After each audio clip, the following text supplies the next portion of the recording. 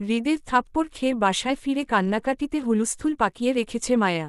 চট্টগ্রামে থাকবে না মানে থাকবেই না। যে করেই হোক মায়া আজই ফিরতে চায় আশুগঞ্জ। এখানে আর নয়। মায়া হঠাৎ জেদের কান্নাকাটিতে অতিষ্ঠ মায়ার মামা সেলিম সাহেব ও তার মা ফুলবানু। জুইও খানিকটা বিরক্তির সহিত দাঁড়িয়ে আছে ফোন হাতে নিয়ে। ভিডিও কলে আছে আরিফ। মায়াকে বারবার এটা সেটা বলে বুঝাতে চাচ্ছে কিন্তু জেদ্দি মায়া সেই সব শুনতে নারাজ। রাতের ট্রেনে চট্টগ্রামে আসতে না আসতেই সকালের ট্রেনে আবার চলে যাওয়ার জেদ ধরার কারণটাও ঠিকঠাক করে কাউকে বলছে না মায়া। আর না হৃদের কিছুক্ষণ আগের থাপ্পড় দেওয়া বিষয়টা কাউকে জানাচ্ছে। শুধু কান্নাকাটি করে বারবার বলছে সে চট্টগ্রামে থাকবে না। বাড়ির সবার জন্য মন পুড়ছে, সেজন্য বাসায় ফিরে যেতে চায় মায়া। মায়ার এমন যুক্তিহীন কারণটা কারো কাছে প্রযোজ্য নয় বলেই উপস্থিত সবাই বিরক্ত মায়ার উপর। কিন্তু অসহায় মায়া কান্নার কারণে ঠিকঠাক কথাও বলতে পারছে না, শুধু হিচকি তুলে কেঁদে কেঁদে বারবার বলছে সে এই চট্টগ্রামে থাকবে না, এখানে পড়াশোনাও করবে না, বাসায় চলে যেতে চায়। মায়ার হুলস্থুল কান্নাকাটির মাত্রা প্রহর হতেই জুই এক প্রকার বাধ্য হয়ে আরিফকে কল দেয়। আরিফ তখন থেকে মায়াকে বুঝাচ্ছিল শান্ত হতে। মায়া শুনতে চায় না বলে এজন্য বেশ কয়েকবার ধমকালো, কিন্তু তাতে মায়ার কান্না আরও বেড়ে গেল। এতে বিপাকে পড়ে গেল সবাই। আরিফ নিজেকে শান্ত করে জুইকে বলল মায়ার হাতে ফোনটা দিতে। জুইও তাই করল। এক প্রকার জোর করে মায়ার হাতে ফোনটা গুজে দিল। মায়া কাঁদতে কাঁদতে ফোন কোলে নিয়েই বসে থাকল, তবু হাতে নিল না। আর না ফোনের দিকে তাকিয়ে আরিফের কথা শুনতে চাইল। আসিফ মায়ার কান্নাকাটিতে হতাশার ভারী নিঃশ্বাস ফেলে মায়াকে বুঝানোর উদ্দেশ্য ফের বলল, এই মুহূর্তে পরিবারের সবার মনে অবস্থা ভালো নেই, মুক্তা বিয়ে পিছিয়ে যাওয়াতে সবাই টেনশনে আছে।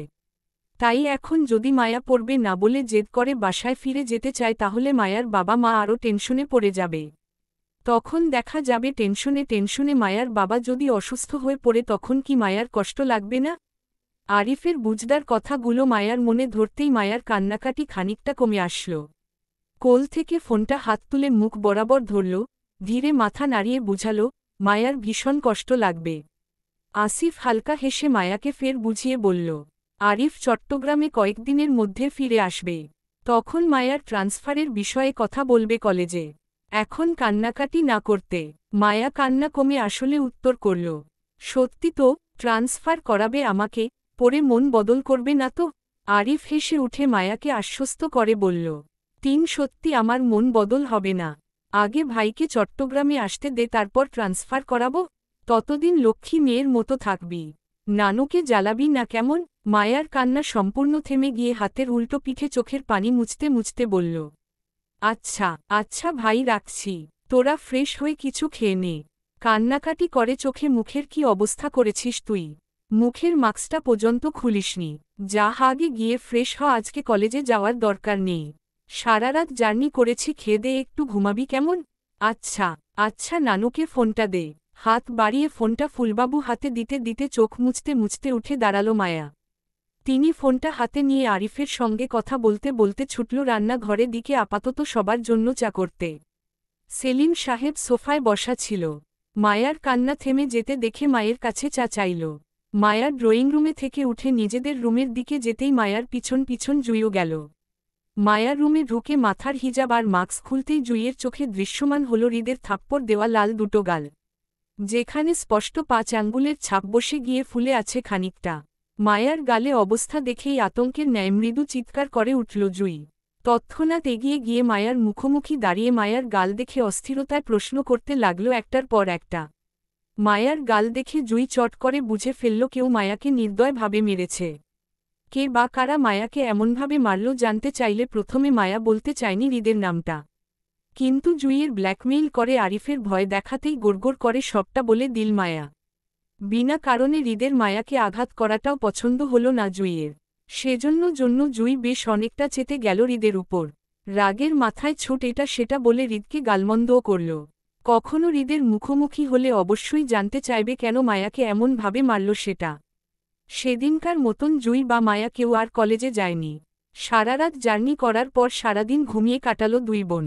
সেলিম সাহেব সকালে নাস্তা করেই চলে গিয়েছিল, কিন্তু মায়া নিজের গাল ওড়নার আঁচলে লুকিয়ে রাখল সারাটা দিন, যার দারুণ কারো চোখে পড়ল না হৃদের থাপ্পড়ের বিষয়টি।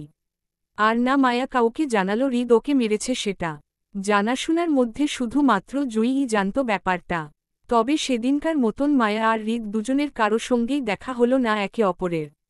কিন্তু ভাগ্য ফেরে মায়া না চাইতেও হৃদের দেখা পেয়ে গেল পরদিন, তাও কলেজের রাস্তায়। ভয়ার্ত মায়া হৃদের ছায়াও মারাতে চায়নি বলে পালিয়ে বাঁচতে চেয়েছিল, কিন্তু হৃদের ঈগলের চোখে যেন তৎক্ষণাৎ ধরা পড়ে গেল সে। এক মুহূর্তের জন্য মায়ার মনে হল হৃদ যেন মায়ার অপেক্ষায় রাস্তায় বসেছিল আয়োজন করে। টিল্ড টিল্ড সকাল 4:1 তীব্র অনীহা নিয়েই রিকশায় চড়ে বসল মায়া। কলেজে যাওয়ার ইচ্ছে ছিল না, কিন্তু জুঁইয়ের জোড়াজুড়িতে যেতে হচ্ছে, নয়তো সে কখনোই একা একা কলেজে যাওয়ার মেয়ে না। জুঁই অসুস্থ, কোমরে ভীষণ ব্যথা, তাই আজ সে যাবে না সাদা ড্রেস পরে। মায়াও চেয়েছিল জুঁইয়ের সাথে সাথে না যেতে, কিন্তু পারল না। বিগত কয়েক দিনের বন্ধের জন্য কলেজের অনেক পড়া জমে আছে, তাই এক প্রকার বাধ্য হয়েই মায়াকে কলেজে যেতে হচ্ছে। বাসা থেকে কলেজের রাস্তা পায়ে হেঁটে গেলে 15 মিনিট, আর রিকশার করে গেলে 5-7 মিনিটের মতন লাগবে। মন খারাপের উদাসীন মায়া কোলের উপর বইপত্রে ব্যাগটা চেপে ধরে বসে থাকল থমেরে।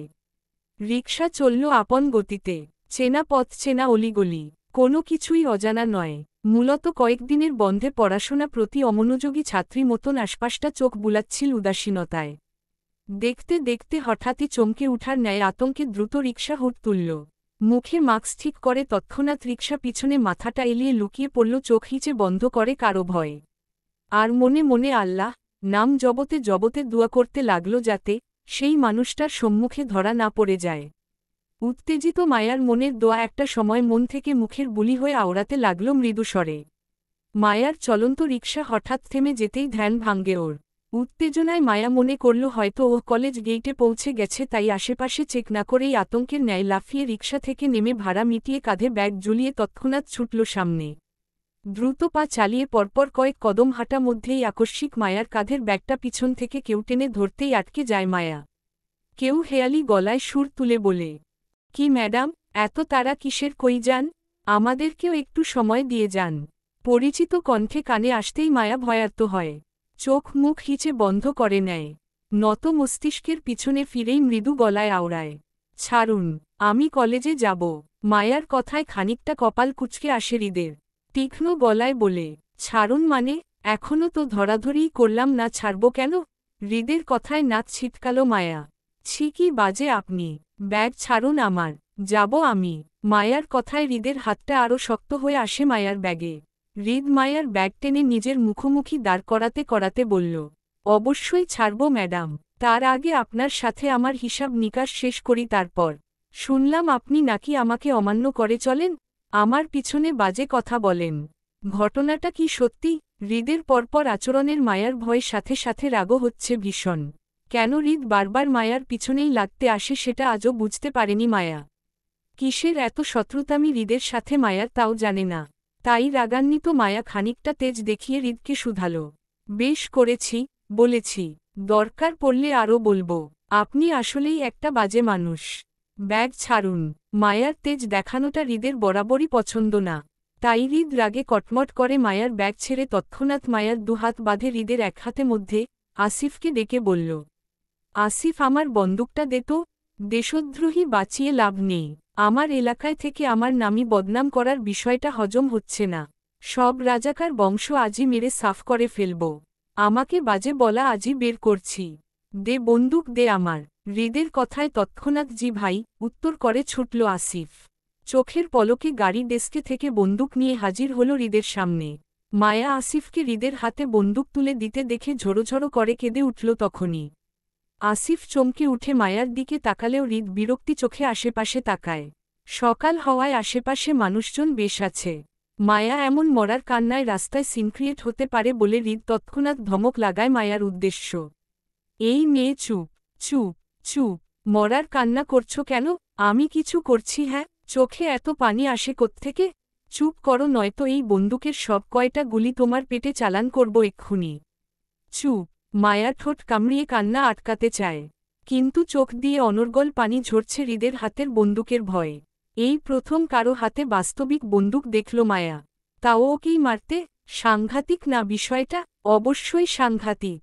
হৃদ মায়ার হাত আড়াআড়ি অবস্থায় নিজের এক হাতে আটকে অপর হাতে বন্দুক নিয়ে দাঁড়িয়ে। নত মস্তিষ্কের মায়া নিশ্চুপ কাঁদতে লাগল। যাও একটু সাহসী হয়ে উঠেছিল মায়া হৃদের সব কথার উত্তর করবে ভেবে। সেই সবটুকু সাহস ফুস হয়ে যায় মুহূর্তেই হৃদের হাতে বন্দুক দেখে। হৃদ মায়াকে নিশ্চুপ কাঁদতে দেখে খানিকটা মায়া হল। গলার রাগ কমিয়ে শাসন করে বলল, আর আমার সাথে তেজ দেখাবে? তোত্তারামি করবে কখনো? মায়া মাথা নাড়িয়ে না বুঝায়। তখন হৃদ মায়া হাত ছেড়ে দিতে দিতে বলল, ভেরি গুড গার্ল, এবার আমাকে সুন্দর করে আদবের সহিত সালাম দেন। এলাকার সিনিয়র বড় ভাইদের সালাম দিয়ে চলতে হয়, জানেন না সেটা? ছাড়া পেয়ে মায়া কাঁদতে কাঁদতে এক হাত কপালে তুলে হালকা তুতলিয়ে হৃদকে সালাম দিল। আসসালামু আলাইকুম ভাইয়া। মায়ার সালাম শেষ হতে না হতেই হৃদের ধমকে ফের চমকে উঠল মায়া। হৃদ ধমকে বলল, এই বেয়াদব মেয়ে, ভাইয়া কি? হ্যাঁ, কোন কালের পাতানোর বোন তুমি আমার? ভাইয়া ডেকে আত্মীয়তা সম্পর্ক বাড়াতে চাও আমার সাথে? আমার বাবার সম্পত্তির ভাগ চায় তোমার, আমার বোন সেজে? সাংঘাতিক চালবাজ মেয়ে তো তুমি। খবরদার, ফের যদি আমাকে ভাইয়া ডেকেছ, আমি জগৎবাসীর সবার জন্য ভাইয়া হলেও তোমার নয়। এই আসিফ, তুই বলতো ওকে, মায়াকে উদ্দেশ্য করে দেখিয়ে, আমার বোনের মতো দেখতে লাগে? হ্যাঁ? আসিফ যেন সার্বক্ষণিক প্রস্তুত থাকে হৃদের ডাকে। তৎক্ষণাৎ অসম্মতি দিয়ে বলল আসিফ, না ভাই, একদমই লাগে না। আপনাদের হাইট, ওয়েট, কালার কোনো কিছুই মিলে না। উনাকে তো মায়া আমাদের ভাবির মতো লাগে। আসিফের এঙ্গেলের কথা মায়া না বুঝলেও হৃদ ঠিকই বুঝতে পারে। হৃদ আসিফের অতিরিক্ত কথা চোখে শাসায়। আসিফ দমে গিয়ে চুপচাপ জায়গায় ছেড়ে প্রস্থান করে। আরেকটু হলে আবেগী আসিফ সবকিছু ফাঁস করে দিত মায়ার সামনে। আসিফ চলে যাওয়ার দিকে মায়া বোকার মতন তাকিয়ে থাকে। মূলত ওর মাথায় কিছুই ঢোকেনি। মায়া কিভাবে এত ছেলে আসিফের ভাবির মতন দেখতে হতে পারে? আসিফের ভাবি নিশ্চয়ই কোনো বুড়ো মহিলা হবে। তাহলে কি মায়া বুড়ো মহিলাদের মতন দেখতে? মায়ার ফের ধ্যান ভাঙ্গে হৃদের ভয়ে। হৃদ বলে, শুনো মেয়ে, আমাকে ভাইয়া টাইয়া ডাকা যাবে না। এই শব্দটা তোমার জন্য ব্যান। চাইলে স্যার ডাকতে পারো। জি আচ্ছা, গুড। এবার সুন্দর করে সালাম দাও তো দেখি। আসসালামু আলাইকুম স্যার। গুড। এবার চাঁদা দেন। মায়া প্রথমে বুঝল না হৃদের কথার মানে। হুমম, এলাকায় থাকতে গেলে চাঁদা দিতে হয় সিনিয়রদের, জানেন না সেটা? দেন, আমাকে চাঁদা দেন। দেখি কি কি আছে আপনার কাছে। বের করেন সব। মায়া হৃদের কথায় বিপাকে পড়ে গিয়ে আবারও চোখ টলমল হয়ে উঠে পানিতে। হৃদ মায়ার চোখের পানি দেখে বিরক্তি নিয়ে নিজেই মায়ার কাঁধের ব্যাগ টেনে নিজের কাছে নিল। পরপর মায়ার ব্যাগের সবগুলো চেইন খুলে ভিতর থেকে মায়ার টিফিনের বক্সটি হাতে নিল। এক হাতে মায়ার বইয়ের ব্যাগটা ফিরত দিয়ে টিফিন বক্স খুলে দেখতে পেল গরুর মাংসের পাস্তা রান্না করার। হৃদ দুই আঙ্গুলের সাহায্যে একটু মুখে দিয়েই মায়ার দিকে তাকাতেই চোখাচোখি হল দুজনের। মায়া মূলত হৃদের দিকেই তাকিয়েছিল ড্যাব ড্যাব করে। হৃদ মুখে পাস্তাটা চিবুতে চিবুতে বলল, খুব জাল, আমি এত জাল খেতে পারি না। কাল থেকে কম জাল করে নিয়ে আসবা, মনে থাকবে? কথা বলতে বলতে হৃদ ফের দুই আঙ্গুলের সাহায্যে পাস্তা মুখে তুললে মায়া তৎক্ষণাৎ নিজের ব্যাগ গেটে হৃদের জন্য ছোট চামচ বের করে দিল। হৃদ তীক্ষ্ণ দৃষ্টিতে মায়ার দিকে তাকিয়ে চামচটা হাতে নিতে নিতে বলল, এই খাবার কে রান্না করেছে তুমি? মায়া নাড়িয়ে সম্মতি দিয়ে বলে, হুম মম। হৃদ চামচ দিয়ে পরপর পাস্তা মুখে তুলতে তুলতে বলল, কাল থেকে পিঠা বানিয়ে নিয়ে আসবা। এখন যাও কলেজে। এভাবে হা করে তাকিয়ে থাকার কিছু নেই। এতটুকু খাবার আমারই লাগবে। আউট। টিফিন টাইম চলছে। সময় 1:05। পুরো ক্লাস খালি করে সবাই যার যার মতন করে ক্যান্টিনে বা ক্যাম্পাসের মাঠে আড্ডায় বসে। ক্লাসে তেমন কেউ না থাকলেও মায়াকে নিয়ে হাতেগোনা 7-8 জন বসা আছে, যারা নিজস্ব কাজ নিয়ে ব্যস্ত।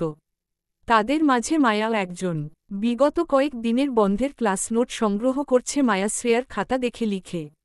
জুইকে দিতে হবে এইগুলো, তাই জুই আজ কলেজে না আসায় একা সকল পড়ার চাপ পড়েছে মায়ার উপর। আর সেই থেকেই ব্যস্ত হাতে লেখালেখি করছে শ্রেয়াদের সাথে ক্যান্টিনে না গিয়ে। তাছাড়া মায়া এমনও কলেজের ক্যান্টিনে যেত না। মায়ার না যাওয়ার অবশ্য দুটো কারণ আছে। প্রথম কারণ ছিল হৃদ মায়ার টিফিন বাক্স রেখে দিয়েছে, এজন্য লেখার চাপ রেখে টিফিন করতে গেল না সে। শ্রেয়া, নাদিয়া দুজনই মায়াকে রিকোয়েস্ট করেছিল সঙ্গে যেতে, পড়ে না হয় 3 জন একত্রে মায়াকে নোট করে দিবে এমনটাও প্রমিজ করেছিল দুজন। কিন্তু তারপরও মায়া যায়নি লেখা ফেলে। 2 নাম্বার কারণটা ছিল হৃদের ভয়ে। মায়ার ধারণা, মায়া যদি ক্যান্টিনে যায় তাহলে নিশ্চয়ই হৃদ সকালের মতন করে ক্যান্টিনেও চলে আসবে মায়াকে হুমকি ধামকি দিতে। তাই মায়া মনে মনে ঠিক করে রেখেছে যতদিন না পছন্দ হৃদ এই চট্টগ্রাম শহর ছেড়ে ঢাকায় চলে না যাচ্ছে ততদিন পর্যন্ত মায়া ক্যান্টিনে যাবে না। লুকিয়ে চুকিয়ে পালিয়ে বেরাবে হৃদ হতে। তারপরও খারাপ হৃদ খানের মুখোমুখি না। সঙ্গীহীন মায়া ভীষণ মনোযোগ দিয়ে নিজের লেখাটা শেষ করছিল। কারণ টিফিন টাইম শেষ হলেই পঞ্চম ঘণ্টা শুরু হয়ে যাবে। তখন আর লেখালেখি সুযোগ থাকবে না। ক্লাস টিচার্স থাকবে। ভাবি এটা আপনার জন্য ভাই পাঠিয়েছে। নিন। অর্ধ পরিচিত কণ্ঠ কানে আসতেই মনোযোগ নষ্ট হয় মায়ার। লেখা থামিয়ে কপাল কুঁচকে সামনে তাকাতেই চোখে পড়ে 10-11 বছরের ছেলে সুমনকে। ছোট সুমন নামক ছেলেটিকে মায়া চিনে। এই কলেজের ক্যান্টিনে কাজ করে বাবার সঙ্গে। মায়া সুমনদের ক্যান্টিনে রোজ খাওয়া দাওয়া করে, আড্ডা দেয় শ্রেয়াদের সাথে। পরিচিত সুমনকে দেখে মায়া মনে করে সুমন অন্য কারো খোঁজে এসেছে এখানে। তাই সুমনের ভুল শুধিয়ে বলে, তুমি মনে হয় অন্য কারো খোঁজে এসেছ সুমন। আমি তোমার ভাবি না, আর এই পার্সেলও আমার না। মায়ার কথায় তৎক্ষণাৎ নাহুচ করল সুমন। মায়াকে শুধালো দৃঢ় গলায়। সুমন বলল, না ভাবি এইটা আপনারই। ভাইয়ের মোবাইলে আপনার ছবি আমি দেখছি। এই স্কুল ড্রেস পরায় আছিলেন ছবিতে। নিন এবার এইটা রাখেন। বিস্মিত মায়া স্তব্ধতার ন্যায় সুমনের দিকে ফ্যালফ্যাল দৃষ্টিতে তাকিয়ে থাকল শুধু। কে কার ভাবি, সেটাই মায়ার মাথার উপর দিয়ে গেল। মায়া কখন সুমনের ভাবি হল? আর কখনোই বা সুমনের ভাই নামক মানুষটির কাছে ওর ছবি গেল? মায়ার ছবি তাও অন্য কারো ফোনে আদৌ সম্ভব? মায়া তো ছবিই তোলে না। হাতে গোনা যে কয়েকটা ছবি আছে তাও সেইগুলো পারিবারিক ফোনে তোলা, অন্য কারো ফোনে থাকার কথায় না। মায়ার পরিবার নিশ্চয়ই সুমনের ভাই নামক লোকটার কাছে মায়ার ছবি দিতে যাবে না। মায়া এখনও নিশ্চিত যে সুমন অন্য কারো সাথে মায়াকে গুলিয়ে ফেলেছে। এজন্য মায়া মনে মনে সুমনের জন্য দুঃখ পেল। সহজ সরল ছেলেটা কত বোকা আহারে, ঠিকঠাক ছবিটা দেখতে পারেনি, এজন্য মায়াকে ছবির মেয়েটার সাথে গুলিয়ে এখন ভাবি ভাবছে। সুমন ছেলেটা আসলেই সহজ সরল। এখন মায়ার দায়িত্বের মধ্যে পড়ে সুমনকে বুঝানো যে সুমন ভুল ভাবছে, মায়াকে তার ভাইয়ের বউ মনে করে। মায়া কারো ভাবি নয়, আর এই পার্সেলের অধিকারীও মায়া নয়, অন্য কেউ হবে। মায়া লেখার কলমটা রেখে হাত বাড়িয়ে সুমনের বাড়িয়ে দেওয়া খাবারের পার্সেলটা ঢেলে সুমনের দিকে দিতে দিতে মায়া বলে, এই পার্সেল আমি রাখতে পারবো না। তুমি ফিরতো নিয়ে যাও সুমন। আর তোমার ভাইকে গিয়ে বলো সে যেন সাহস করে নিজে গিয়ে দিয়ে আসে তার বউকে। তোমাকে যেন না পাঠায়। তুমি ভুল করছো। একজনের পার্সেল অন্য জনকে ডেলিভারি দিচ্ছ। আমি এই পার্সেলের মালিক না। এবার তুমি যাও, আমি লিখব। উত্তেজিত ভঙ্গিতে মায়াকে তৎক্ষণাৎ শুধালো সুমন। আরে ভাবি কি বলেন এইগুলা? ভাইয়ের মতন সাহসী পোলা এই চট্টগ্রাম শহরে দুইটা খোঁজে পাবেন না আপনি। ভাইয়ের সাহসের প্রশংসা তো পুরা বাংলাদেশ করে। আর আপনি তারে সাহসের কথা কি বলেন? ভাই শুনলে কিন্তু রাগ করবে। আসলে ভাবি ভাই এখন ব্যস্ত। ভাইয়ের আব্বা আইছেন, এজন্য ভাইয়ের লোক খাবারটা আমারে দিয়া পাঠাইছে আপনার জন্য। নিন রাখেন। আর এসব কথা বলবেন কিন্তু ভাইয়ের নামে, তাহলে আমি কিন্তু চুপ থাকব না। সোজা ভাইয়ের কাছে নালিশ করব আপনার নামে। সুমনের হঠাৎ চেতে উঠা নাহুচ ভঙ্গি দেখে মায়ার মনেও আগ্রহ জাগে নামক মানুষটির কে তা জানতে। এজন্য মায়াও সুমনের ভাইয়ের মায়াও প্রশংসা করে বলল, তোর ভাইকে পেয়ে তোর ভাবি মনে হয় অনেক লাকি। তোর ভাই মনে হয় তোর ভাবিকে অনেক ভালোবাসে তাই না? মায়ার কথা ফের শুধালো সুমন। আরে ভাবি, আপনি নিজেই তো আমাদের ভাইয়ের বউ। অতি আগ্রহে জানতে চাইল মায়া। আচ্ছা তোর ভাইটা কে বলতো শুনি? নাম কি? এই কলেজের সিনিয়র কেউ? মায়ার কথায় সুমন মায়ার দিকে খাবার পার্সেলটা এগিয়ে দিতে দিতে বলল, আমি কিছু বলতে পারুম না ভাবি। নিষেধ আছে, ভাইয়ের লোক আমারে বকব। আপনি এইডা রাখেন, আমি গেলাম। আর ভাই আপনারে কইছে এইডা সবটা শেষ করতে। আমি এখন গেলাম। মায়ার বই খাতায় উপর পার্সেলটা রেখে ফুরুত করে দৌড়ে পালালো সুমন। মায়া পিছনে থেকে অধৈর্যে ন্যায় ডাকতে লাগল সুমনকে। এই শুন, শুন, সুমন এটা নিয়ে যা। আরে বলদ আমি তোর ভাবি না। তুই ভুল জায়গা পার্সেল ডেলিভারি দিছস বাদর। সুমন শুন, এই সুমন। মুহূর্তের মাঝে সুমন মায়ার ক্লাসরুম থেকে দৌড়ে পালিয়ে গেল। মায়া পিছন ডেকে লাভ হয়নি, বরং মায়ার ক্লাসে যে কয়েকজন স্টুডেন্ট বসা ছিল তারা মায়ার হঠাৎ চিৎকারের ডাকে বিরক্তি সহিত মায়ার দিকে তাকাতেই চুপ করে যায় মায়া।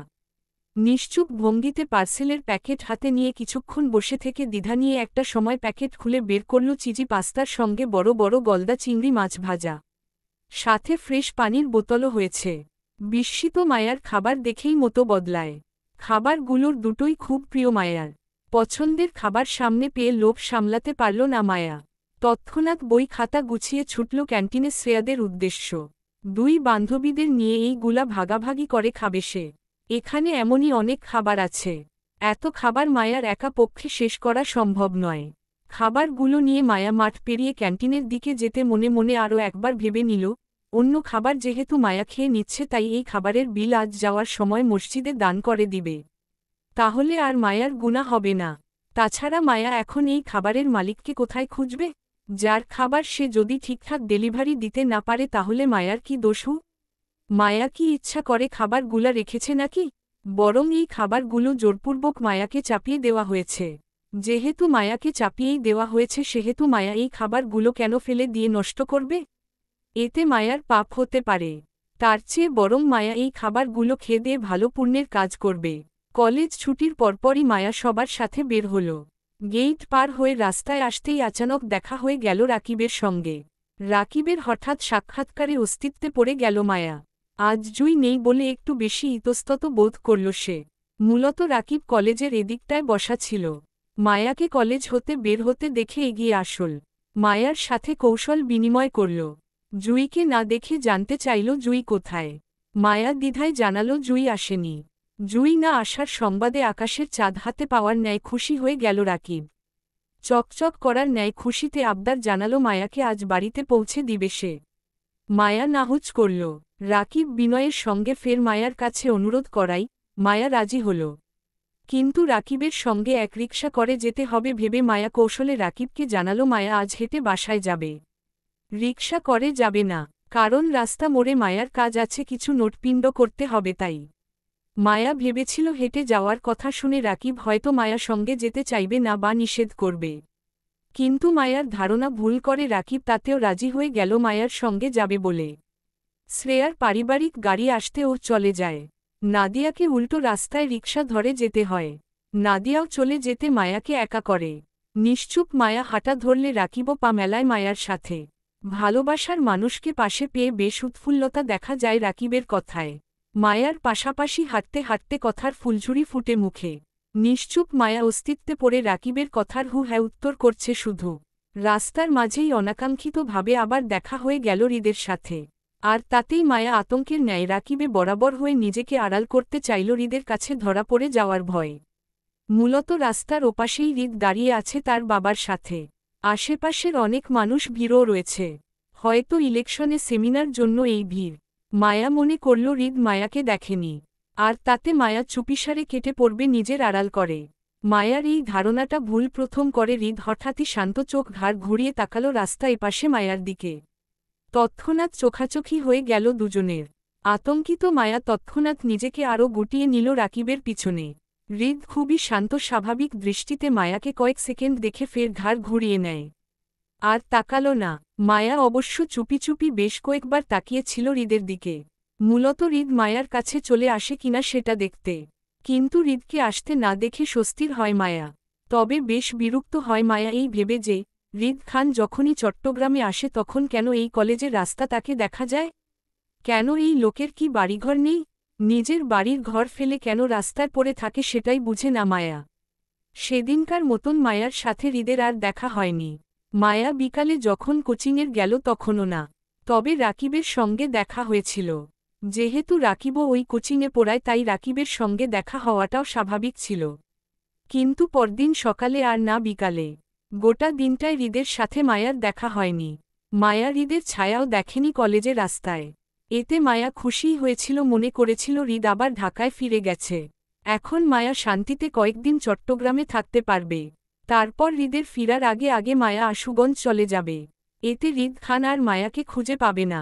ওদের দেখাও হবে না। মায়ার নিজের কল্পনা জল্পনা বেশ খুশি হল। কিন্তু মায়ার সকল খুশিতে পানি ঢেলে হৃদ হাজির পরদিন সকাল বেলা যখন মায়া কলেজে যাচ্ছি তখন। মায়া সবে একা রিকশার করে কলেজে যাচ্ছিল। জুই আজও কলেজে যায়নি শরীর অসুস্থ বলে।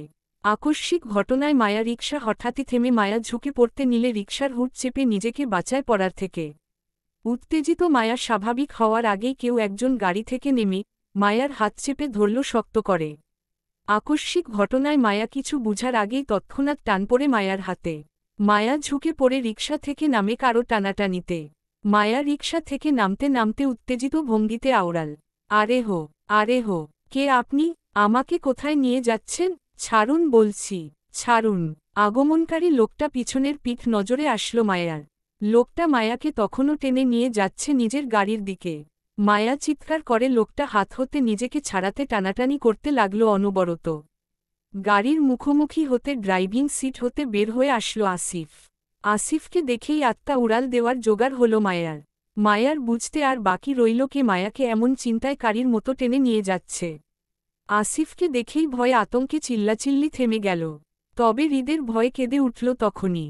হৃদ মায়াকে টেনে পাশের সিটে বসিয়ে সে ঘুরে গিয়ে বসল ড্রাইভিং সিটে। আসিফের রেখে হৃদ দক্ষ হাতে গাড়ি ঘুরাল বিপরীত রাস্তা ধরে। মায়া হৃদের ভয় সিটিয়ে নিশ্চুপে কাঁদতে লাগল। তারপরও শব্দ করছে না বিন্দুমাত্র। আজ কপালে কি আছে কে জানে।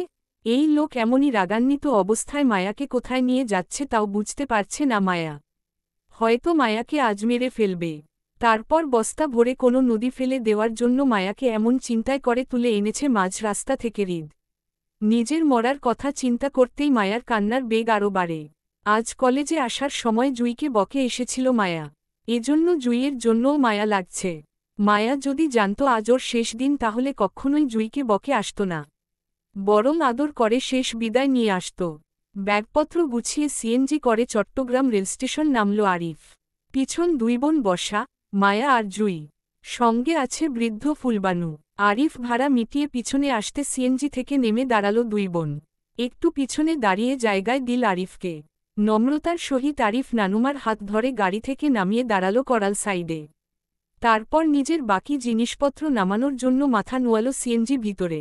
আরিফ যখন একে একে নিজেদের ব্যাগপত্র টানছিল তখনই কোথায় থেকে তিনি চারজন ছেলে এসে হাজির হল তাদের সম্মুখে।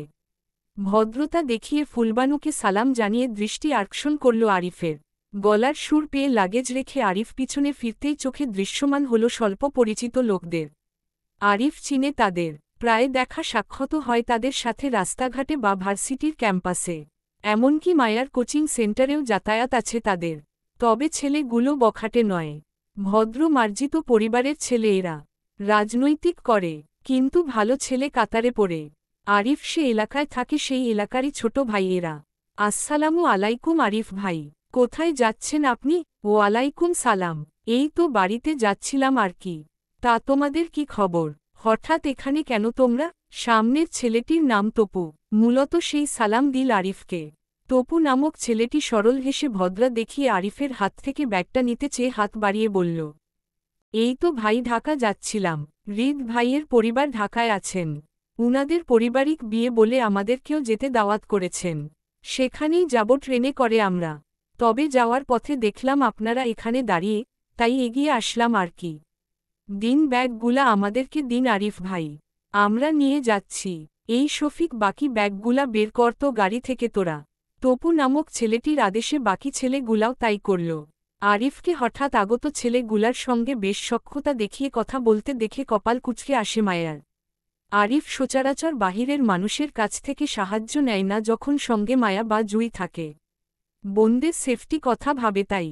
তাহলে এখন কেন এই অপরিচিত ছেলেগুলা থেকে সাহায্য নিচ্ছে সেটা মাথায় আসছে না মায়ার।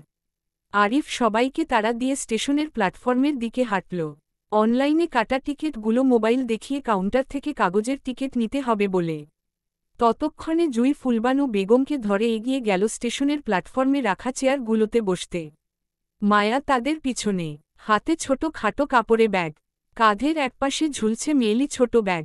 সেথায় ফোনের শব্দ আসলে বেখেয়ালি। মায়া হাঁটা থামিয়ে ব্যাগ থেকে ফোন নিতে চাইলে বাধা দেয় তপু নামক ছেলেটি। সে আগের ন্যায় ভদ্রতা দেখিয়ে ছোট গলায় মায়াকে শুধিয়ে বলে, ভাবি আগে কোথাও বসেন, তারপর ফোন রিসিভ করবেন। এটা পাবলিক প্লেস, আপনার সমস্যা হবে দাঁড়িয়ে কথা বলতে। তপুর ভদ্র ভাষায় ছোট করে ভাবি ডাকায় বিস্ফোরণের ঘাড় ঘুরিয়ে তাকালো মায়া। মায়ার সাথে সাথে সামনে থেকে জুঁইও তাকালো ফুলবানু বেগমের হাত ধরে চেয়ারে বসাতে বসাতে। তপুকে ছোট গলায় মায়াকে ভাবি ডাকতে শুনেছে জুঁই। মূলত এজন্য জুঁইও চমকিত, কিন্তু ফুলবানু বেগমের সামনে কিছু বলতে নারাজ জুঁই।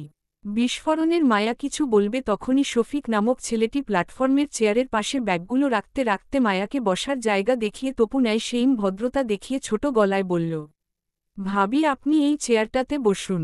এখানে কোনো ছেলেরা আসবে না, আমরা আছি আশেপাশে। আপনি বসুন প্লিজ। বিস্ফোরণের মায়া হতবাক হয়ে ড্যাব করে তাকিয়ে রইল তাদের দিকে। আজকাল প্রায়ই মায়ার সাথে এমন হয়। চেনা নেই, জানা নেই, ইয়াদ আমরা বড় বড় ছেলেপেলে মায়াকে ভাবি বলে সম্বোধন করে যেখানে সেখানে। এক এক জনের আবার কি ভদ্রতা! আহা, দেখলেই মনটা জুড়িয়ে যায় মায়ার। অথচ কে কার বউ সেটাই জানে না মায়া। আজকাল মায়াকে ছোট বড় সবাই ভাবি বলে সম্বোধন করে, যেন মায়া এই জাতিগত ভাবি হয়। কিন্তু এই জাতির জাতিগত ভাইটাকে আজও মায়ার জানতে পারে না। মায়া তো বিবাহিত, মায়ার একটা হারিয়ে যাওয়া স্বামীও আছে। সে আজও নিখোঁজ। মায়া তাকে খুঁজে পেলে না হয় একটা কথা ছিল, বলতে পারত না সেও কারো ভাবি হয়। কিন্তু যেখানে মায়ার গোটা স্বামীটাই খোঁজ খবর নেই, সেখানে মায়া এই জাতির ভাবির হয়ে বসে আছে। এখন মায়া যদি কাউকে প্রশ্ন করে এই জাতির ভাইকে নিয়ে, কে সে? কাকে জড়িয়ে মায়াকে এত এত ভাবি ডাকা হয়? কে সে?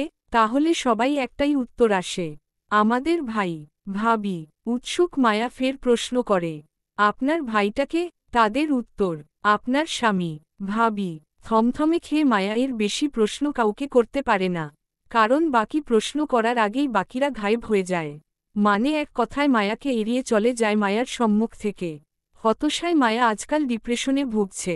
একদিকে নিখোঁজ স্বামীকে খুঁজে পাচ্ছে না, অন্যদিকে জাতির ভাই নামক নতুন বিপদ সংকেত মায়ার কপালে জুটেছে। এর জন্য শান্তিতে ফ্রেন্ডের সাথে কোচিংয়ের পরে কোথাও আড্ডাও দিতে পারে না জ্বালায়। মায়া আজকাল রাস্তায় পাশের দাঁড়িয়ে ফুসকাওয়ালা মামার ফুসকা খেতে পারে না। যদি মায়া খাওয়ার জন্য যায়, তাহলে দেখা যাবে কোথাও থেকে কেউ না কেউ সেখানে চলেই আসবে। একদম অপরিচিত মুখ মায়ার কাছে তারা, অথচ মায়ার সাথে তারা এত নম্রতা ভদ্রতার সহিত বিনয়ী কথা বলবে যেন মায়া খুব বড় ধরনের সম্মানিত ব্যক্তি হয় তাদের। প্রথম দেখায় মায়াকে বাধ্যতামূলক সালাম দিবে, তারপর বিনয়ী সহিত মায়াকে রাস্তায় দাঁড়াতে নিষেধ করে বলবে, ভাবি এই রাস্তাঘাট ভালো না। ভাইয়ের নিষেধ আছে আপনি যাতে রাস্তাঘাটে খোলামেলা চলাফেরা না করেন, তাতে দুষ্টু ছেলেদের উৎপাত বেশি থাকে। আপনি বাসায় চলে যান ভাবি, আমরা আপনার ফুসকা প্যাক করে বাসায় দিয়ে আসব। আপনি বাসায় চলে যান ভাবি। তারপর সত্যি দেখা যায় মায়ার বাসায় সেদিন সন্ধ্যায় ফুসকার বড় প্যাক দিয়ে যায় কেউ না কেউ দারোয়ান চাচাকে দিয়ে তারা। মায়া যতক্ষণ পর্যন্ত ফুসকাওয়ালা মামা থেকে চলে আসবে ততক্ষণ পর্যন্ত ছেলেগুলো ওইখানে দাঁড়িয়ে থাকবে আর বারবার মায়াকে বিনয়ী করে বলবে, মায়া যাতে বাসায় চলে আসে সেটা নিয়ে। এত বড় বড় দামড়া ছেলেদের ভাবি ভাবি অনুরোধ করাটা দৃষ্টিকঠোর লাগে বলে মায়া বাধ্য হয়ে চলে আসতে হয় সেখান থেকে। আর এই সব কিছুর প্রত্যেক সাক্ষী হচ্ছে জুই। আজকাল মায়ার সাথে সাথে জুইও অতিষ্ঠ এই অচেনা জাতির ভাইকে নিয়ে। তবে এতদিন মায়া এই বিষয়টি নিয়ে ডিপ্রেশনে ভুগলেও আজ মনটা বেশ ফুরফুরে ছিল এই ভেবে যে মায়া আজ বাড়ি চলে গেলে আর আসবে না এই চট্টগ্রামে। তখন এই জাতির ভাইয়েরও বিষয়টা দামাচাপা পড়ে যাবে। কিন্তু হঠাৎ করে এই রেলস্টেশনে যখন মায়াকে অল্প পরিচিত ছেলেগুলো ভাবি বলে সম্বোধন করল তখনই মায়া তাক লাগল এই ভেবে যে এই জাতিরগত ভাই নিশ্চয়ই মায়ার বাসার খোঁজ খবর রাখবে। আরিফকে পূর্ব থেকে চিনে এমনটা মনে হচ্ছে মায়ার। এবার মায়ার নিজ বাড়িতে চলে গেলেও যদি জাতির ভাই লোকটা মায়ার জন্য সেখানেও যায় তখন কি হবে? চমকিত মায়ার ধ্যান ভাঙ্গে ফের তপু নামক ছেলেটির মৃদু ঢেকে। মায়া এক পলক তপু দিকে তাকিয়ে বসল শফিক নামক ছেলেটির দেখানো চেয়ারে। জুই তখনও মায়ার দিকে অবাক করা নজরে চেয়ে। মায়া ভীতিকর দৃষ্টি তুলতে চোখ মিলল দুজনের। মায়ার চোখের ভয়টা যেন মুহূর্তে পড়ে ফেলল জুই। মায়ার সাথে সাথে জুইয়ের মনেও ভয়ের আশঙ্কা দেখা দিল এই ভেবে, ছেলেগুলোর মায়াকে ভাবি ডাকা শব্দ যদি কোনো কারণে আরিফ বা ফুলবানু বেগমের কানে যায় তাহলে বিপদে পড়ে যাবে দুজন। জোরস্বর বসা মায়ার সাথে সাথে জুইও চুপসে গেল ভয়ে। মনে মনে আল্লাহ কাছে দোয়া করল যাতে আরিফ বা ফুলবানুর কানে না যায় ছেলেগুলোর ভাবি ডাকটা। দেখতে দেখতে জুইয়ের দোয়াই কবুল হল। পুরো ট্রেন জার্নিতে ছেলেগুলোর কেউ মায়াকে আর ভাবি ডাকল না আরিফ বা ফুলবানু বেগমকে সামনে। তবে পুরো রাস্তায় ছেলেগুলো দায়িত্ব নিয়ে মায়াদের খেয়াল রেখেছে। ট্রেন আশুগঞ্জ থামায় তাড়াহুড়ো 2 মিনিটে সবগুলো লাগেজে নামিয়ে দিল ছেলেগুলো। সবাই একে একে আরিফ থেকে বিদায় নিয়ে ট্রেনে উঠতে উঠতে তপু আরিফের চোখের আড়ালে যেতে যেতে মায়াকে বলল, আসি ভাবি, আমরা কিন্তু আমাদের ভাইয়ের হয়ে বিয়েতে থাকব ভাবি ইনশাআল্লাহ। বিয়ে? কোন বিয়ে? কার বিয়েতে থাকবে বলে গেল? মায়ার বোনের বিয়েতে তো ওদের দাওয়াত করেনি আরিফ। তাহলে কোন ভাইয়ের পক্ষ হতে কার বিয়েতে থাকবে ওরা? উফফো, অস্তিত্বে মায়া ফের ডিপ্রেশনে চলে যাচ্ছে। যন্ত্রণায় পারছে না হাত পা ছড়িয়ে স্টেশনে কাঁদতে। যাকে পাওয়ার তার সন্ধান খুঁজে পাচ্ছে না মায়া। অথচ মায়ার জীবনে একটার পর একটা ঝামেলা লেগেই যাচ্ছে। থামাথামি নামই নিচ্ছে না। প্রথমে রিদ খান আর এখন অচেনা জাতির ভাই। রিদ খান তো দেশের বাহিরে চলে গেল আজ প্রায় 1 মাস। এই ফাঁকে মায়াও বাড়িতে চলে এসেছে। জীবনে কখনো রিদ খানের সঙ্গে দেখা হবে এটাও নিশ্চিত। রিদ খানকে নিয়ে ঝামেলা মুক্ত। কিন্তু এই জাতির ভাইকে কি করবে মায়া? এই লোকটাকে সুবিধার মনে হচ্ছে না। সব জায়গায় মানুষ লাগিয়ে মায়ার বাড়ি অবধি যদি চলে আসে তখন কি করবে মায়া? মায়ার রাগী বাবা এসব শুনলে নিশ্চয়ই মায়াকে কেটে নদীতে ভাসিয়ে দিবে। ডিপ্রেশনে মায়ার এলোমেলো চিন্তায় হঠাৎই ঠোঁট ভেঙে কান্না আসল। কি করবে উপায় না পেয়ে ভয়ে ফুপিয়ে কেঁদে উঠল সেখানেই। মায়া হঠাৎ কান্নায় ব্যস্ত প্ল্যাটফর্মে মানুষের অনেকের দৃষ্টি কুঠোর হল সে। জুই, আরিফ, ফুলবানু লাগেজে ছেড়ে মায়াকে ধরল। চিন্তিত গলায় তিনজনই মায়াকে শুধাল, কি হয়েছে জানতে চেয়ে। মায়া কিছুই বলল না, শুধু অজানা ভয়ে ফুপাল। চিন্তিত আরিফ মায়ার কাঁধ চেপে নিজের কাছে টানল। বোনের মাথায় আদুরে হাত বুলিয়ে সান্ত্বনা দিলে একটা সময় শান্ত হয় মায়া। টিল্ড টিল্ড তীব্র কোলাহলে গুঞ্জনে সকালের কাঁচা ঘুমটা ছুটে যায় মায়ার। বিরক্তি সূক্ষ্ম ভাঁজ ললাট বটে আসলে চোখ মেলা তাকাতে চেয়ে পোকল ঝাপটাল মায়া। ঘুমের রেশ পুরপুরি কাটাতে না পেরে চোখ জ্বলে উঠল তখনই। বিরক্তি মায়া উপুর হয়ে বালিশের মুখ গুজে দিল। পাশেই হয়তো জুই ঘুমের আছে ভাবল মায়া। তাই হাতরে জুইয়ের পাশটা চেক করতেই খালি জায়গায় পেয়ে মুখ তুলে তখনই চাইল পিটপিট করে। আশ্চর্য, জুই বিছানাতে নেই। তার মানে জুইও উঠে গেছে এতক্ষণে। শুধু কি মাই এত বেলা অবধি পড়ে পড়ে ঘুমাচ্ছিল? এমনটা তো হওয়ার কথা না। মায়া বাড়িতে আসলে সবার আগে মায়ার রাগী বাবা ডেকে ঘুম থেকে তুলে সবাইকে নামার জন্য। অথচ আজ কেউ ডাকল না মায়াকে। ঘুমানোর জন্য মায়াকে এত বেলা অবধি ছেড়ে দিল। মায়া মন সন্তুষ্টি হল না। বাহিরে গুঞ্জনে মনে হচ্ছে বাসায় ঝামেলা চলছে বর্ষর। কি নিয়ে সবার এত কথা কাটাকাটি হচ্ছে তাও বুঝতে পারছে না মায়ার। বিরক্তি মায়া বিছানা উঠে বসল। রাতে চট্টগ্রাম থেকে বাসায় ফিরতে রাত প্রায় 9টার নাগাদ হয়ে গিয়েছিল। তারপর গোসল করে খাওয়া দাওয়া করে সবার সাথে একটু কথা বলে ঘুমাতে ঘুমাতে রাত 12টার ঊর্ধ্বে চলে যায়। মায়ার রুমে জুই আর ফুলবানু বেগম ঘুমিয়েছিল রাতে। ক্লান্তিময় ঘুমটা এখনও পুরা হয়নি মায়ার। আরও একটু ঘুমাতে পারলে হয়তো ভালো হতো। কিন্তু যেহেতু বাসার সবাই উঠে গেছে তাহলে নিশ্চয়ই অনেক বেলা হয়ে গেছে। মায়াকে বিছানা ছাড়ার দরকার। বিছানায় ঝিম ধরে বসে থাকা মায়া হাত বাড়িয়ে বালিশের পাশ থেকে মোবাইলটা নিল সময় দেখতে। মোবাইলের সাইড বাটন চেপে স্ক্রিনে আলো জ্বালাতে মায়ার চোখ কপালে উঠল ভোর 4:04-5 সময় দেখে। মায়া ভাবল ফোনের টাইম ঠিক নেই হয়তো। তাই ঘাড় ঘুরিয়ে জানালা ধরে বাহিরের পরিবেশটা দেখতে চাইল, কিন্তু মোটা পর্দার আড়ালে নজরটা বাহির অবধি যাওয়া সম্ভব হল না। বিরক্তি মায়া গায়ে ওড়না চাপিয়ে বিছানা থেকে নেমে দাঁড়াল। বাহিরে ঘর থেকে ভেসে আসার গুঞ্জনের শব্দ ধরে সেদিকে হাঁটল।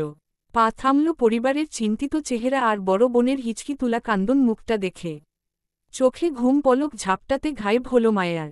বসার ঘরের দরজার আড়ালে দাঁড়িয়ে দেখল জুই আর নিজের মা চাচাকে বড় বোন মুক্তাকে ঘিরে দাঁড়িয়ে থাকতে। হয়তো সান্ত্বনা দেওয়ার চেষ্টা, কিন্তু নিয়ে সান্ত্বনা দিচ্ছে মুক্তাকে তাও বুঝল না মায়া। পরিবারের প্রত্যেকের চেহারায় আমাবর্ষার ঘোর অন্ধকার লেপ্টে। থমথমে পরিবেশে বাবা চাচা দুজনই সোফায় বসে মন্ত হয়ে। বিষণ্ণতা প্রত্যেকের চেহারায় দৃশ্যমান। পরিবারের হঠাৎ কি হয়েছে তার কিছুই জানে না মায়া। কাউকে প্রশ্ন করবে সেই সাহসটাও পাচ্ছে না এক একজনের চিন্তিত মুখটা দেখে। জোরস্বর মায়া শুধু দরজা আড়ালে দাঁড়িয়ে থাকল অসহায় মুখ করে। তখনই আরিফকে দেখল সকলের চিন্তার অবসান ঘটিয়ে বাসার ঘরে ফিরতে বাহির থেকে। আরিফ বসার ঘরে পা রাখতেই চিন্তিতে মুখ খুলল মায়ামার রেহেনা বেগম। উনারা চলে গেছে আরিফ? সোফায় বসতে বসতে শান্ত গলায় উত্তর করল আরিফ। মম। অধৈর্যের ন্যায় ফের শুধালো রেহেনা বেগম আরিফকে। আর কিছু বলেছিল উনারা? কোনো আবদার? উহুম। আর কিছু বলেনি মা। উনাদের আগের কথায় রইল। তবে ফাহাদের নানা নানুমাকে আমি আগে থেকেই চিনি। চট্টগ্রামে উনাদের বাসায় আমি গিয়েছিলাম বেশ কয়েকবার। বেশ ভালো মানুষ উনারা। ফাহাদ আর মুক্তার আনুষ্ঠানিকভাবে বিয়ের ডেটটা হঠাৎ পিছিয়ে যাওয়াতে বারবার দুঃখ প্রকাশ করছিল। বেশ অনুতপ্ত উনারা মা, আর এজন্য মূলত ফাহাদকে নিয়ে এই মধ্যরাতে আমাদের বাসায় ছুটে আসেন উনারা ক্ষমা চাইতে। আরিফের কথা শেষ হওয়ার মাঝে তপ্ত গলাস ফোড়ন কাটে জুইয়ের বাবা জামাল সাহেব। তিনি খানিকটা রাগ দেখিয়ে বলল, উনাদের দুঃখ প্রকাশ দিয়ে আমরা কি করব? একবারে জায়গায় দুইবার বিয়েটা পিছানো হচ্ছে, তাও উনাদের জন্য। আমরা কি সমাজ নিয়ে চলি না? সমাজের মানুষকে কি জবাব দিব? দুইবার করে বিয়ের কার্ড চাপানো হয়েছে, সমাজের মানুষকে, আত্মীয় স্বজনদের দাওয়াত করা হয়েছে। এখন আবার সবার বাসায় গিয়ে বলি যে আপনারা কেউ আমাদের বিয়েতে আসবেন না। আমাদের মেয়ের বিয়ে আবারও পিছানো হয়েছে, দাওয়াত ক্যান্সেল। এসব গিয়ে বললে মানসম্মত থাকবে আমাদের?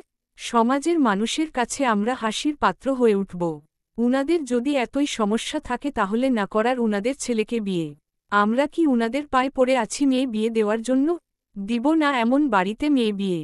আমরা আমাদের মেয়ের জন্য এর থেকে ভালো ছেলের কাছে বিয়ে দিব। তুই ফোন করে উনাদের না করে দেয়। আমরা মেয়ে বিয়ে দিব না। বড় ভাই আপনি কিছু বলছেন না কেন?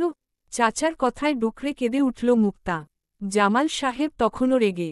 জুই মুক্তাকে জড়িয়ে ধরে অসহায় মুখ করে তাকিয়ে বাবার দিকে। শফিকুল ইসলাম চিন্তিত মুখে বসে।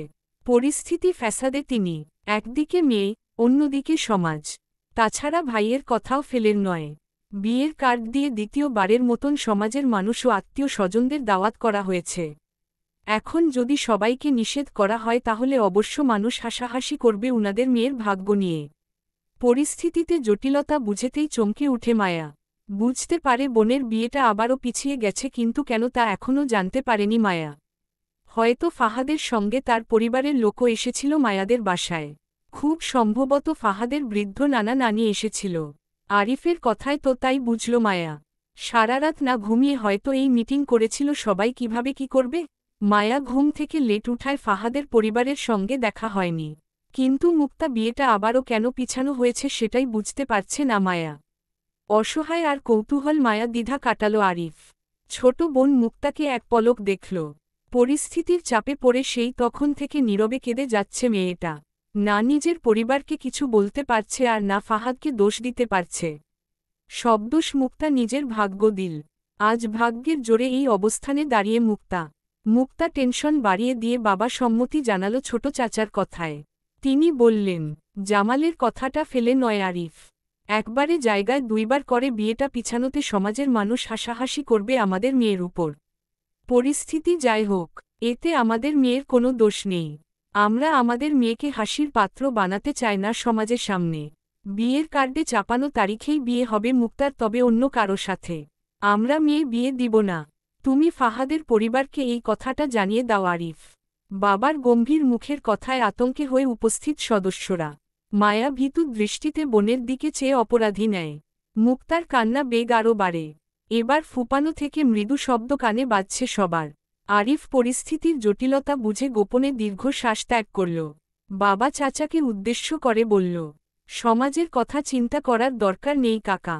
আপনি ভালো করলেও সমাজ আপনার পিছনে কথা বলবে, খারাপ করলেও বলবে। আমাদের আপাতত নিজের পরিবারের কথা ভাবা উচিত। তাছাড়া ফাহাদ পরিবার অন্যায় কোনো আবদার করেনি চাচা। আল্লাহ না করুক আজকে যদি আমার পরিবারের কেউ ফাহাদের বাবার পরিস্থিতিতে থাকত মৃত্যু লড়াইয়ে, তাহলে আমি ছেলে হয়ে কখনোই আমার বোনকে বিয়ে দেওয়ার কথা ভাবতাম না। আগে আমার পরিবারের সদস্যকে সুস্থ করে তুলতাম, তারপর বিয়ে দিতাম। আচ্ছা আপনিই বলুন, আজকে যদি আমার আব্বা অসুস্থ হতো তাহলে আপনি আমার বিয়ের কথা চিন্তা করতেন কাকা?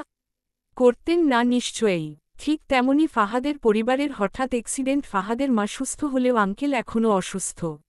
আমি নিজে দেখেছি আঙ্কেলের অসুস্থতা কতটা। তাছাড়া উনারা বিয়েটা ভাঙতে চাচ্ছে না, শুধু বলেছে আজকের মধ্যে ঘরোয়াভাবে দুই পরিবারের সম্মতিতে মুক্তা ফাহাদের বিয়ে দিয়ে রাখতে। কারণ পরশু আঙ্কেলকে নিয়ে ফাহাদ ও তার পরিবার সিঙ্গাপুর যাবে আঙ্কেলের ভালো চিকিৎসার জন্য। সুস্থ হয়ে আঙ্কেল সিঙ্গাপুর থেকে ফিরলে তারপর আনুষ্ঠানিকভাবে বিয়ের অনুষ্ঠান করে বউ ঘরে তুলবে, ব্যাস এতটুকু আবদার তাদের। আর এখানে আমি খারাপ কিছু দেখছি না কাকা। আমরা সবাই জানি অ্যাক্সিডেন্টে আঙ্কেলের বুক পাঁজরের 4টে হাড় ভেঙে গেছে, সেইগুলা রিং বসাতে হবে। এতদিন বাংলাদেশের ডাক্তারের চিকিৎসা নিয়েছিল, হয়তো ভালো হয়ে যাবে ভেবে। কিন্তু হঠাৎ আঙ্কেলের অবস্থা খারাপ হওয়ায় সিঙ্গাপুর নিয়ে যাচ্ছে ইমার্জেন্সিতে। এমনত অবস্থায় কারো পক্ষেই আনুষ্ঠানিক বিয়ের আয়োজন করা সম্ভব নয়। সেজন্য বিয়ের ডেট পিছানো অনুরোধ করেছেন খান পরিবার সদস্যরা এই মধ্যরাতে নিজে আমাদের বাসায় ছুটে এসে। এতে খারাপ কিছুই নেই কাকা। জন্ম মৃত্যু আল্লাহ হাতে। আঙ্কেল বাহিরে যাওয়ার পূর্বে ছেলের বউকে দেখে যেতে চান বলে এখন আপাতত ঘরোয়ালোভাবে বিয়েটা দিতে অনুরোধ জানিয়েছেন তিনি। আমার সাথে ফোনেও কথা হয়েছে আঙ্কেলের। আমি বিয়েতে সম্মতি দিয়েছি, দায়িত্ব নিয়েছি। এখন যদি আপনারা কোনো কারণে বিয়েটা ভাঙ্গতে চান তাহলে আমি মুক্তার বড় ভাই হয়ে বলছি, বাবা কাকা কাউকেই মানব না। আমি নিজে দাঁড়িয়ে বোনকে বিয়ে দিব ফাহাদের সঙ্গে, তাও আজ রাতে। দায়িত্ব যখন নিয়েছি আজকের মধ্যেই সব আয়োজনের ব্যবস্থা করব আমি। এরপরও যদি আপনাদের কারো আপত্তি থাকে তাহলে আমাকে বলুন, আমি মুক্তাকে নিয়ে বের হয়ে যাব বাসায় থেকে। তারপরও এই বিয়েটা বন্ধ হচ্ছে না, কারণ মানুষের বিবেক তার সর্বোচ্চ আদালত। আর আমার বিবেক আমাকে এত বড় অন্যায় করতে সমর্থন করছে না। বাকিটা আপনাদের হাতে। আমি আয়োজন করতে বের হলাম। কথাগুলো বলেই পরপর দাঁড়িয়ে যায় আরিফ। উজ্জ্বল চোখে সবাই আরিফের দিকে তাকিয়ে। বড় ভাই বাবার ছায়া হয়, সেটাই যেন প্রকাশ করল আরিফ। চলে যেতে গিয়ে আরিফ কান্দনরত মুক্তার সম্মুখে দাঁড়াল। দীর্ঘ নিঃশ্বাস গোপন করে আশ্বস্তের হাত বুলিয়ে দিল বোনের মাথায়। ইশারায় মুক্তাকে বুঝার আরিফ আছে ওর পাশে, কিছু হবে না মুক্তার। আরিফ বাহিরের দিকে হাঁটল। হাতে অনেক কাজ, আপাতত বাজার করতে হবে বিয়ের জন্য। রাতে মুক্তার বিয়ে, দুই পরিবারের সদস্য উপস্থিত থাকবে বাড়িতে। বরযাত্রী খাবারের আয়োজনের লিস্ট বড়। আরিফ যেতে যেতে গলা ছেড়ে ডাকল মায়া আর জুইকে। এই ঋতু, জুই নিয়ে আয় তো ভাইয়ের সাথে, কাজ আছে। ব্যাস আরিফের এক ডাকি যথেষ্ট ছিল মায়া আর জুইয়ের জন্য। হনু হয়ে ছুটে তক্ষুনি আরিফের পিছন পিছন। পরিবারের বড়রা কে বা কারা কি বলবে তার অপেক্ষা করল না কেউ। আরিফ ডেকেছে ব্যাস তাতেই হল। এক দৌড়ে দরজার আড়াল হতে উতলাসে ছুটে গেল মায়া আরিফের পিছন পিছন। পরিবারের বাকি মহিলা সদস্যদের মাঝেও আনন্দে উজ্জ্বল চেহারা দেখা গেল। রেহেনা বেগম তক্ষুনি নিজের ছোট যা রেনু বেগমকে তাড়া দিতে দিতে বলল, এই রেনু আয় তো, রান্না ঘরে আয়, কত কাজ বাকি। হঠাৎ বিয়ে আয়োজন করা কি চারটে খানিকটা কথা নাকি? এই মুক্তা যাত তোর নানুমাকে নিয়ে ঘরে যা তুই। আর শুন, তোর ফুপিদের ফোন লাগিয়ে বল সকাল 7টার ভিতরের যেন সবাই এই বাড়িতে থাকে। এই রেনু যা তোর ভাই ভাবিদেরও দাওয়াত করে আয় তাড়াতাড়ি। বলবি সকাল 10টার ভিতরে যেন সবাই এই বাড়িতে থাকে। যা যা, সবাই গিয়ে যার যার কাজ কর, আমি নাস্তা রেডি করছি। রেহেনা বেগমের সবাইকে তাড়া দিয়ে ছুটল রান্নাঘরে উদ্দেশ্যে। আজ উনার কত কাজ। বড় মেয়ের বিয়ে বলে কথা শ্বাস ফেলার সময় কই উনার? রেহেনা বেগমের কথায় তৎক্ষণাৎ ছুটল রেনু বেগম। স্বামী যে গোমরা মুখে বসে আছে তার খবর নেওয়ার সময় কই উনার? বাড়ির বড় মেয়ের বিয়ে হাতে হাতে কত কাজ বাকি। তাছাড়া বড় ভাবি বলেছে আগে রেনু বেগমের ভাই ভাবিদের দাওয়াত করতে, তাই তিনি আগে নিজের ভাই ভাবিদের দাওয়াত করবে, তারপর বড় যাকে রান্না কাজে সাহায্য করবে। কে মন খারাপ করে বসে থাকল তা আপাতত উনার দেখার দরকার নেই। দেখতে গেলেই ঝামেলা হবে। তাছাড়া আরিফের কথা একটাও মিছে নয়, অস্বীকার করা দায়। থাকুক দুই ভাই নিজের রাগ নিয়ে বসে, তিনি তো বাড়ির বড় ছেলের কথায় শুনবেহু। বাড়ির গৃহকর্মীদের তাড়াহুড়ো দেখে দুই ভাই একে অপরের মুখ চাওয়াচাওয়ি করল। দুজনকে যে কেউ পাত্তা দেয়নি বেশ বুঝল। তবে যদি আরও রাগ নিয়ে বসে থাকে তাহলে সারাদিনও যে কেউ তাদের রাগ ভাঙ্গাতে আসবে না সেটাও বুঝল দুই ভাই। এজন্য বিনা বাক্য বয়ে চুপচাপ উঠে দাঁড়াল দুজন। নিজেদের রাগ ছেড়ে একে একে ফোন করল নিকটতম আত্মীয়দের, যাদের দাওয়াত না করলেই নয়। টিল্ড যদিও বিয়েটা ঘরোয়া পরিবেশে হওয়ার কথা ছিল, কিন্তু মায়ার পরিবারের নিকটতম আত্মীয় স্বজনরা মিলে ভরপুর হয়ে আছে সমগ্র বাড়ি। কমপক্ষে 50-এর ঊর্ধ্বে শুধু মায়াদের নিকটতম আত্মীয় স্বজনরাই হল। বাকি 20 থেকে 25 জনের মতন হবে ফাহাদের পরিবার থেকে আসা বরযাত্রী। বিকাল পেরিয়ে সন্ধ্যা নাগাদ বিয়ের আয়োজন। বউ সঙ্গে করে নিয়ে যাবে। 2 দিন পর আবার মুক্তাকে নিয়ে আসবে সবাই। মুক্তা শ্বশুরকে সিঙ্গাপুরে বিদায় জানিয়ে ফাহাদও যাবে বাবা মার সাথে। শুধু ফাহাদের ছোট বোন থাকবে বাংলাদেশে নানাবাড়িতে খান পরিবারের সঙ্গে। বিয়ে বাড়িতে মেহমানে গিজগিজ করছে পরিবেশ। মায়া এতক্ষণ দিব্যি টইটি করে বেরিয়ে সারা বাড়িতে। বোনের বিয়ে বলে কথা, পা দুটো মাটিতে পড়ছে না চঞ্চলতায়। সুন্দর দেখতে একটা চুড়িদার জামাও পরেছে। হুট করে বিয়ে ঠিক হওয়ার মায়ার শপিং করাও হয়নি। সকালে জুই আর মায়া আরিফের সঙ্গে বেরিয়েছিল না, তখনই আরিফ এই সুন্দর দেখতে জামাটা কিনে দিয়েছে মায়াকে। সেইম দেখতে একটা জামা জুইও পরে আছে আজ। মূলত আরিফ দুজনকে একরকম দেখতে দুটো জামা কিনে দিয়েছিল সকালে। সেই জামা পরেই সারা বাড়িতে টইটি করছে মায়ার। আবার ব্যস্ততা দেখিয়ে মেহমানদারিও করছে মাঝেমধ্যে শরবত এগিয়ে দিয়ে। মায়া উৎফুল্লতা শুধু বরযাত্রী আসার আগ মুহূর্ত পর্যন্ত দেখা গেল। ফাহাদের সঙ্গে মায়ার আগে কখনো দেখা হয়নি। মুক্তা বিয়ে ঠিক হওয়ার পর ছবিতে মায়া বেশ কয়েকবার দেখেছিল। সরাসরি আজই প্রথম শালি দুলাভাইয়ের পরিচয়।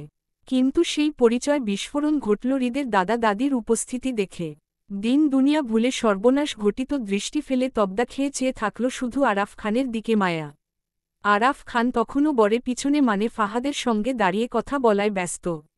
মূলত শালিবৃন্দ দুলাভাইকে স্বাগত জানাতে এসেছিল বাড়ির মূল গেইটের ফটকে। যেহেতু আনুষ্ঠানিক বিয়ে আয়োজন ছিল না, তাই গেইট ধরার মাধ্যমও ছিল না। কিন্তু মায়া আরাফ খানকে দেখেই তবদা খেয়ে যায়। দ্বিতীয় বিস্ফোরণ ঘটে যখন শুনল ফাহাদের নানাভাই হয় আরাফ খান। মায়ার মোটের চিনতে ভুল হল না আরাফ খানকে। এই নিয়ে দুবার দেখা হয়েছে মায়ার সাথে আরাফ খানের। প্রথম দিন কলেজে, দ্বিতীয় দিন উনাদের বাড়ির মেজবানের দাওয়াতে গিয়েছিল মায়া। তখন মায়ার সর্বনাশ হল তখন যখন মায়ার ছোট মাথায় আসলো হৃদ খানের ফুফাতো ভাই হয় ফাহাদ। এর মানে হৃদের খান মায়ার আত্মী হয়ে গেল। সম্পর্কে পাতানো বিয়াই ছি, আর কোনো সম্পর্ক খুঁজে পেল না। সোজা বিয়াই এই পান্তা মুখের হৃদ খানকেই হতে হল। মায়ার জীবনটায় বেদনার। ফাহাদের মামাতো ভাই যেহেতু হৃদ খান, এর মানে হৃদ খান অবশ্যই এই বিয়েতেও আসবেন। নতুন আত্মীয় বলে কথা, আসবে তো অবশ্যই। মায়ারও মুখোমুখি হবে আবার। উৎফুল্লর মায়া মুখটা তৎক্ষণাৎ হৃদের ভয়ে চুপসে গেল। জোরসর অবস্থায় দাঁড়িয়ে ভয়ার্ত দৃষ্টি ঘুরাল আশেপাশে। না, হৃদকে মায়ার চোখে কোথাও পড়েনি। মনে হয় বিয়েতে আসেনি। মায়া শান্ত হতে হতে চমকে উঠল স্টেশনে দেখা হওয়া সেই চারটে ছেলেকে দেখে। এই ছেলেগুলোই তো কাল মায়াকে ভাবি ডাকছিল না স্টেশনে। আজ মায়ার বোনের বিয়েতে চলে আসলো কি করে? কার সাথে এসেছে এরা? নিশ্চয়ই ফাহাদ ভাইয়ের পরিবারের সঙ্গে এসেছে। আচ্ছা, এর মানে কি এই ছেলেগুলোও ফাহাদ দুলাভাইয়ের চেনা মানুষ হয়? তার মানে সব সর্বনাশ মায়ার কাঁধে নাচছে। আল্লাহ, এই অচেনা জাতির ভাই যদি ফাহাদের পরিচিত কেউ হয় তাহলে নিশ্চয়ই এতক্ষণে জেনে গেছে মায়ার বোনের সঙ্গে যে ফাহাদের বিয়ে হচ্ছে সেটা। এবার আরও সহজে মায়ার অবধি পৌঁছে যাবে বিনা বাধায়। একদিকে হৃদ খান তো অন্যদিকে এই অচেনা জাতির ভাই লোকটা দাঁড়িয়ে। কোন দিকে পালাবে মায়া? পালাবার পথ তো সবই বন্ধ। অসহায় মায়া তক্ষুনি বুক ফেটে কান্না আসল। এত ঝামেলা মাঝে ভেবেছিল এবার বুঝি মায়া নিস্তার পাবে সবকিছু হতে। কিন্তু তার কিছুই হল না। উল্টো সব ঝামেলাকে আত্মীয় বানিয়ে বসে আছে সে। অসহায় মায়া সহ্য করতে না পেরে কেঁদে ফেলল। চোখে পানি, নাকে পানি যখন এক হচ্ছিল কাঁদতে কাঁদতে, তখনই কানে আসলো হৃদ খান এখনও দেশে ফিরেনি। কবে ফিরবে কেউ জানে না। আর এই সংবাদটা স্বয়ং আরাফ খান দিল আরিফকে। মূলত আরিফ জানতে চেয়েছিল হৃদ কোথায়, বিয়েতে কেন নেই সে। উত্তরে আরাফ খান এটাই বলল। কষ্ট জর্জরিত মায়া অসহায়ত্ব কমে আসলো হৃদ দেশে নেই বলে। মায়া ভাবল হৃদ হয়তো এখনও জানে না মায়ার সাথে তার নতুন আত্মীয়তার সম্পর্ক হয়েছে সেটা। জানলে হয়তো মায়াকে অপমান করবে। এই নিয়েও মায়াও কম যায় না, আর একবার অপমান করে দেখুক না মায়াকে। মায়া সোজা গিয়ে নিজের স্বামী কাছে বিচার দিবে। আচ্ছা, ভালো কথা, মায়ার স্বামীর খোঁজটাই তো নেওয়া হয়নি। সুমনের সাথে মায়ার কথা হয়েছিল সকালে।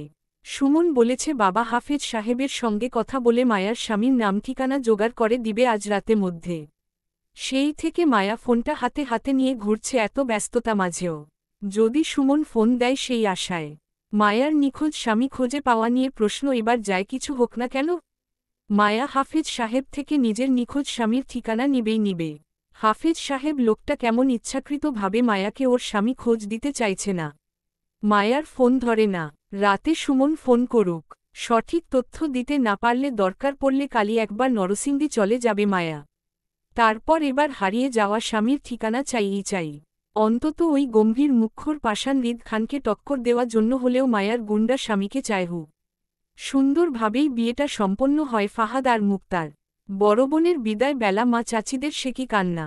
মায়াও একটু করে কাঁদতে চেয়েছিল, কিন্তু তা করার আর সুযোগ পেলে কোথায়। মুক্তার সাথে বরযাত্রীদের সঙ্গে মায়া আর জুইকেও যেতে বলল মায়ার গম্ভীর বাবা।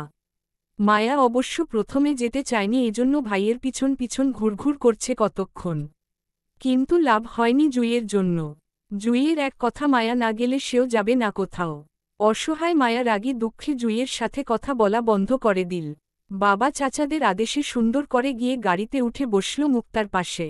যেহেতু বউ 2 দিন থাকবে শ্বশুর বাড়িতে, সেহেতু মায়া আর জুইকেও 2 দিন থাকতে হবে মুক্তার সাথে। কথা তো তাই হলো, মায়াও তাই জানে।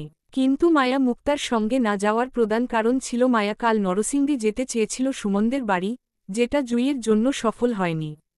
তাছাড়া আর কোনো সমস্যা ছিল না মায়ার, কারণ হৃদ খান তো আর দেশে নেই, তাহলে মায়ার সাথেও মুখোমুখি হওয়ার প্রশ্ন আসে না। গাড়ির মুক্তা পাশাপাশি বসতে বসতে মায়া ভাবল বোনের শ্বশুর বাড়ি থেকে ফিরে নরসিংদী যাবে সে। আপাতত এই 2 দিন এভাবেই যাক। মায়া গাড়িতে বসতেই জুইও তক্ষুনি মায়ার শরীরের সঙ্গে চেপে বসল গাড়িতে। মায়া রাগী চোখ দেখাতেই দুষ্টু হাসল জুই। মায়া শরীরের সঙ্গে চেপে বসতে বসতে বলল, জানিস ঋতু, আমি না রাতে একটা দুঃস্বপ্ন দেখাছিলাম। যে সকালে উঠে দেখি হৃদ খান আমাদের নতুন বিয়াই রূপে হাজির, 2 হাতে পুটলি নিয়ে। জানিস পুটলিতে কি ছিল? তোর জন্য চানাচুর, আর আমার জন্য রসমালাই। আচ্ছা বলতো বিয়াইন তো আমরা দুজনই হৃদ খানের একই হয়, তারপরও তোর বেলায় এত বড় কিপটামি কেমনে করতে পারল বুঝাতো তুই আমারে? জুইয়ের খুঁচানো কথায় মায়া গাল ফুলিয়ে বসে মনে মনে শপথ করে ফেলেছে এমন বেয়াদব বোনের সাথে আর জীবনেও কথা বলবে না। জুই যে ইচ্ছা করেই মায়ার মজা নিচ্ছে হৃদ খানকে জড়িয়ে, সেটা বেশ বুঝতে পারছে মায়া। নয়তো এমন হালাল স্বপ্ন কেউ দেখ।